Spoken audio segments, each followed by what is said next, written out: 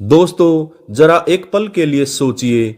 आप एक घर में दाखिल होते हैं। एक खूबसूरत सा घर, सफेद दीवारें, शीशे की खिड़कियां, सजे हुए सोफे, महंगी पेंटिंग्स, सब कुछ इतना परफेक्ट। बाहर से देखने वाला यही कहे, वाह क्या लाइफ है। लेकिन मैं आपको सच बताता हूँ, कुछ घरों की चमक सिर्फ बाहर होती है। अंदर दीवारों की दरारों में दर्द टपकता है, चीखें छुपती हैं, औरतों की आंखों के आंसू सोफे के कपड़ों में सूख जाते हैं, और फिर एक दिन वही घर किसी औरत की जिंदगी का आखिरी दिन बन जाता है। आज की कहानी एक ऐसी ही औरत की है जिसका नाम दीप्ति चौरसिया है। उम्र 40 साल। और उस दिन दीप्ति को किसी ने हमेशा के लिए चुप करा दिया। 25 नवंबर 2025। दिल्ली में ठंड की शुरुआत थी, लेकिन उससे भी ज्यादा ठंड थी दीप्ति के दिल में, क्योंकि उसके अपने ही घर में उसकी सांसें अब बोझ बन चुकी थी। सुबह जब दरवाजा खुला तो पहली नजर पड़ी उस दृश्य पर जो किसी भी इंसान की रूह कपा दे। लाल चुनरी से बना फंदा पंखे पर बंधा था। नीचे दीप्ति पड़ी थी। उसके 14 साल के बेटे आरव के स्कूल बैग पर धूल की एक परत जमी थी। हाँ दोस्तों, आरव का बैग, जिसमें आज की पेरेंट्स मीटिंग का नोट अभी भी लिखा था। और उसके फोन में माँ को भेजा उसका आखिरी मैसेज, मम्मा पापा आज आएंगे ना। सोचिए, एक बच्चा मीटिंग में अपने पापा का इंतजार कर रहा था, और उसी वक्त उसकी माँ अपने ही घर में जिंदगी की आखिरी सांसें गिन रही थी। बाहर की दुनिया ने कहा, दीप्ति ने अपनी जिंदगी अपने आप खत्म की है। बस फाइल बंद, केस बंद, और एक औरत की जिंदगी खत्म हो गई। किसकी गलती थी? लेकिन दोस्तों, मैं आपसे पूछता हूं, क्या सच में कोई माँ इतनी आसानी से फंदा लगा लेती है? क्या कोई औरत बिना वजह मर जाती है, या फिर किसी ने उसे सालों तक इतना तोड़ा, इतना मारा, इतना डराया, वो मरने से पहले ही अंदर से मर चुकी थी? आज मैं आपको दीप्ति की ऐसी कहानी सुनाने जा रहा हूं जिसे सुनकर आप दहल जाएंगे, गुस्सा आएगा, और शायद आपके दिल में एक आह निकलेगी, ये किसी के साथ नहीं होना चाहिए। जो भी मेरे दोस्त चैनल पर नए हैं, प्लीज वीडियो को लाइक करें, चैनल को सब्सक्राइब करें, और वीडियो के अंत तक जरूर बने रहें। अब जानते हैं दीप्ति के साथ शुरू से लेकर आखिर तक क्या हुआ। कानपुर में रहती थी दीप्ति। 2010 का साल था। दीप्ति की उम्र थी 25 साल। पढ़ी लिखी, खूबसूरत, हंसमुख लड़की। उसके पापा छोटे से बिजनेसमैन थे। शादी का प्रपोजल आया। कमला पसंद पान मसाला वाले कमल किशोर चौरसिया के बड़े बेटे हरप्रीत से शादी की जाए। लड़का दिल्ली में रहता था, ब्रांडेड कपड़े पहनता, लग्जरी गाड़ी, विदेश में घूमता। सबने कहा ऐसा रिश्ता बार बार नहीं आता। दीप्ति के मम्मी पापा ने हाँ कर दी। शादी धूमधाम से हुई। लाखों का लहंगा, 5000 मेहमान, फूलों की बारात। फोटो में दीप्ति मुस्कुरा रही थी। हरप्रीत ने माथे पर किस किया। सबने तालियां बजाई। लेकिन दोस्तों, शादी के 7वें दिन ही दीप्ति को पहला झटका लगा। हरप्रीत ने कहा, सुनो, मुझे साउथ की एक एक्ट्रेस बहुत पसंद है, उससे बात होती रहती है, तुम प्रॉब्लम मत करना। दीप्ति ने हंसकर टाल दिया। उसने सोचा शादी के बाद सब ठीक हो जाएगा, लेकिन नहीं हुआ। शादी के 3 महीने बाद रात के 2 बजे हरप्रीत शराब पीकर आया। फोन पर किसी लड़की से बात कर रहा था। दीप्ति ने पूछा, ये कौन है? बस इतना पूछने पर हरप्रीत ने दीप्ति का कॉलर पकड़ा और जोर से थप्पड़ मारा। दीप्ति का होठ फट गया, आंखें सूज गई। दीप्ति रोते हुए मायके फोन करने लगी।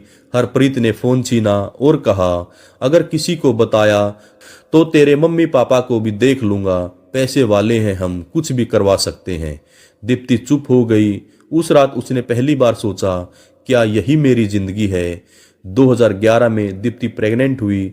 सब खुश थे, लेकिन दीप्ति के पति हरप्रीत का अफेयर जारी था। वो व्हाट्सएप पर उस साउथ एक्ट्रेस को लव यू जान लिखता था। दीप्ति ने एक बार स्क्रीन देख ली। हरप्रीत ने गुस्से में उसे धक्का दिया।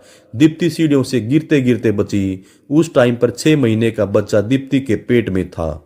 डॉक्टर ने कहा, अगर फिर झटका लगा तो बच्चे को खतरा है। दीप्ति ने अपने पति हरप्रीत से रोकर कहा, प्लीज अब तो सुधर जाओ। हरप्रीत ने हंसकर कहा, तू कौन होती है मुझे सुधारने वाली? फिर भी बेटा पैदा हुआ। नाम रखा गया आरव। दीप्ति ने सोचा अब शायद सब ठीक हो जाएगा, लेकिन नहीं। 2018 में खबर आई हरप्रीत ने उस साउथ इंडियन एक्ट्रेस से शादी कर ली, दिल्ली में अलग घर ले लिया। दीप्ति ने कहा, अब तू और आरव अलग रहो, मैं अपनी नई बीवी के साथ खुश हूं। दीप्ति ने रोते हुए कहा, कम से कम बेटे को तो मत छोड़ो। हरप्रीत ने कहा, बेटा मेरा है, जब मन करेगा ले आऊंगा। दीप्ति अकेली पड़ गई। ससुराल वाले चुप थे क्योंकि बिजनेस हरप्रीत के नाम पर था, पैसा बोल रहा था। 2025 के शुरू में दीप्ति ने अपने भाई ऋषभ को फोन किया, रोते हुए कहा, मुझे मार डालेगा ये, हर हफ्ते आता है, गाली देता है, मारता है, कहता है तलाक चाहिए तो 50 करोड़ दे, नहीं तो आरव को तुझसे छीन लूंगा। ऋषभ ने कहा, दीदी पुलिस में कंप्लेंट कर दो, पुलिस हमारी मदद करेगी। दीप्ति ने कहा, पुलिस क्या करेगी, कमला पसंद के सामने क्या है, वो बहुत ही पैसे वाले हैं, सब कुछ खरीद लेंगे। मेरे पास कोई प्रूफ नहीं है, वो बहुत चालाक है। फिर भी दीप्ति ने हिम्मत नहीं हारी, उसने डायरी लिखनी शुरू की। हर मारपीट, हर गाली, हर धमकी, सब कुछ लिख डाला। उसने सोचा, अगर कुछ हुआ तो ये डायरी मेरी आवाज बनेगी। 25 नवंबर 2025 शाम 7 बजे आरव स्कूल से आया। दीप्ति ने उसे खाना खिलाया, हंसते हुए कहा, बेटा कल पेरेंट्स मीटिंग है ना, पापा आएंगे। आरव खुश हुआ। रात 9 बजे हरप्रीत आया, शराब पी रखी थी। दीप्ति ने दरवाजा खोला। हरप्रीत चिल्लाया, आरव को मेरे साथ भेज, अब वो मेरे साथ रहेगा। दीप्ति ने मना किया। हरप्रीत ने गाली दी और धक्का दिया। दीप्ति रोने लगी। फिर हरप्रीत चला गया।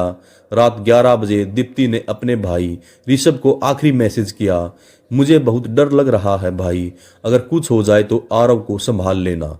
ऋषभ ने कॉल किया लेकिन फोन बंद था।